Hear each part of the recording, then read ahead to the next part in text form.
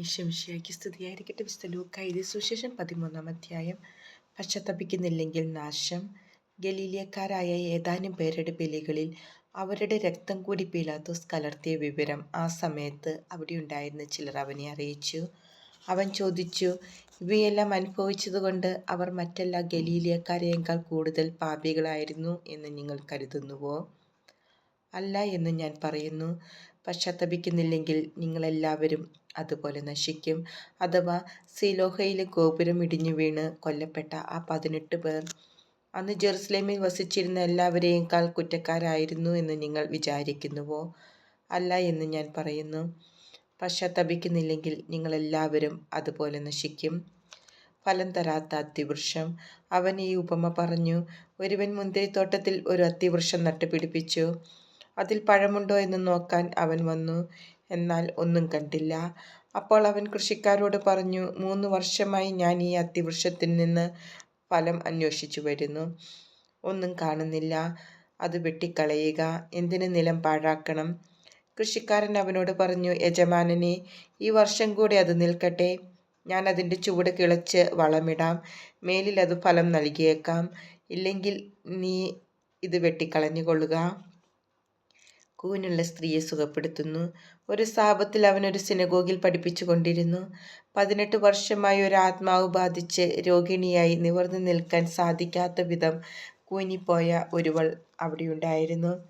യേശു അവളെ കണ്ടപ്പോൾ അടുത്ത് വിളിച്ചു പറഞ്ഞു, സ്ത്രീയെ, നിന്റെ രോഗത്തിൽ നിന്ന് നീ മോചിക്കപ്പെട്ടിരിക്കുന്നു.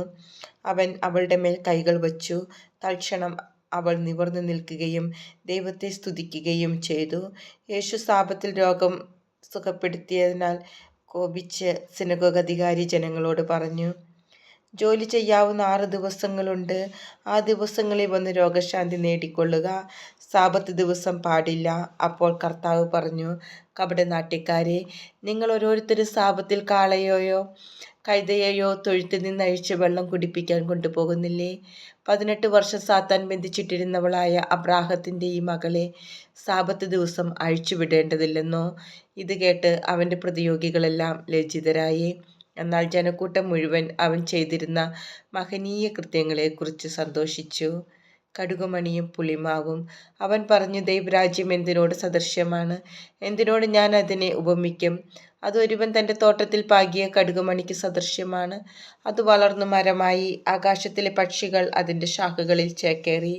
അവൻ വീണ്ടും പറഞ്ഞു, ദൈവരാജ്യത്തെ എന്തിനോടാണ് ഞാൻ ഉപമിക്കേണ്ടത്? ഒരു സ്ത്രീ 3 അളവ് മാവിൽ അത് മുഴുവൻ പുളിക്കുവോളം ചേർത്ത് വെച്ച പുളിപ്പ് പോലെയാണത്.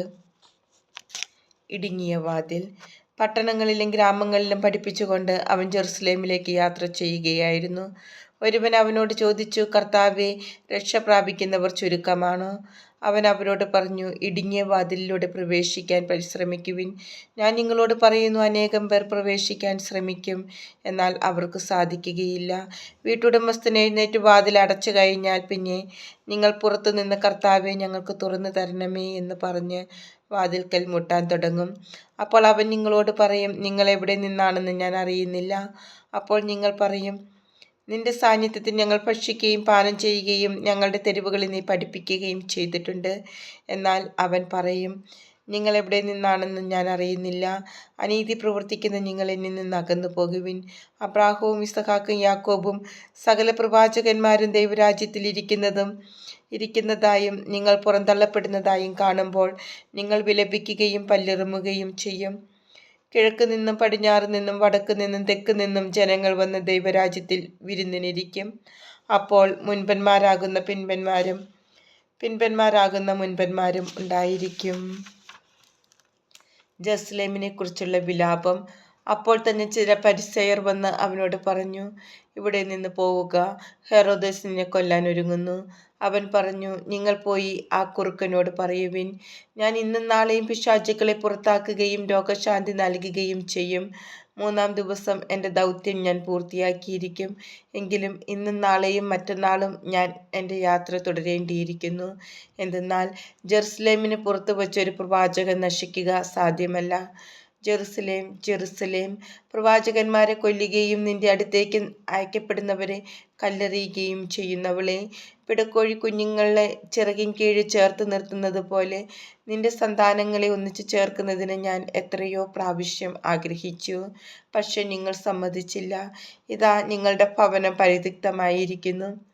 ഞാൻ നിങ്ങളോട് പറയുന്നു, കർത്താവിൻ്റെ നാമത്തിൽ വരുന്നവൻ അനുഗ്രഹീതൻ എന്ന് നിങ്ങൾ പറയുന്നത് വരെ നിങ്ങൾ എന്നെ കാണുകയില്ല.